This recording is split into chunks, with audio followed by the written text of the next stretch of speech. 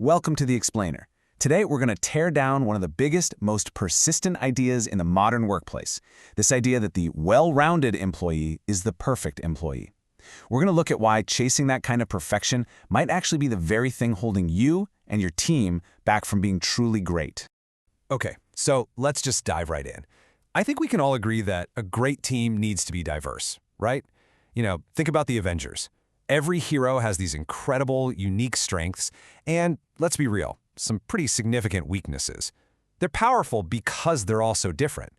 But is that really how companies go about building their teams? Think about it this way. Writing a job ad, well, it's a lot like writing a dating ad. It becomes the super rigid checklist of what you want. You need this many years of experience, this specific degree, these exact skills. It's an abstract model of a perfect person. But actually building an amazing team, that's way more like falling in love. You get drawn to someone's unique, incredible strengths, and you learn to work around or even appreciate their flaws. And this brings us to a really crucial distinction, one that's at the absolute heart of what separates good from great performance. It's summed up perfectly in this classic quote from Confucius. So what's the real difference between just liking your work and truly delighting in it? I know it sounds a little subtle, but it's everything. And there's this strange story about Florence Foster Jenkins, who was once called the worst opera singer in history, that just illustrates this point brilliantly. See, Florence was a liker. She wasn't a delighter. Her motivation came from all the external stuff, the applause, the attention, the whole glamour of being on stage. She didn't get that deep, intrinsic joy from the actual act of singing. And that is exactly why, even though she loved performing, her singing skill, it just never got any better.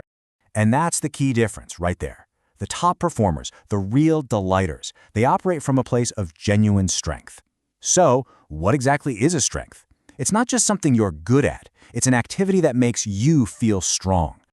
So how do you find your own strengths? Well, you can look for 3 really clear signs. First, you anticipate it. You actually feel excited and look forward to doing it. Second, you find flow in it. When you're doing it, time just kind of melts away. And third, you feel proud of it when you're done. A real, deep satisfaction that has nothing to do with what anyone else says or thinks. That's a true strength. So what happens when you just totally ignore the pressure to be well-rounded, and instead you focus obsessively on the things you delight in? Well, you might just get someone like Lionel Messi. I mean, if you look at any standard checklist for what a professional soccer player should be, Lionel Messi, he should have been cut. He's short, so short that as a teenager he needed growth hormones. And he is incredibly one-sided, almost exclusively using his left foot. Okay, get this. The ratio of his left foot to right foot touches in a game is 10-1. 10-1. That is basically unheard of at the professional level.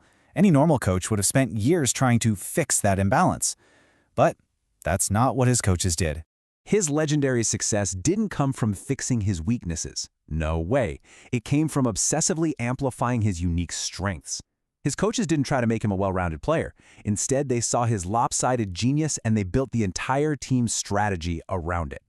And that whole strategy, just leaning into what he does best, perfectly illustrates what Gallup research found to be the single most powerful predictor of a high-performing team. It all boils down to whether people agree with this one statement. In my work, I have the opportunity to do what I do best every day. And the key words there are every day.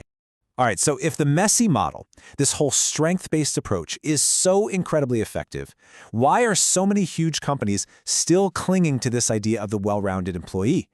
Well, they do it by using something called a competency model. These models force managers to rate their employees on dozens, and sometimes, like this one from IBM, over 100 different things.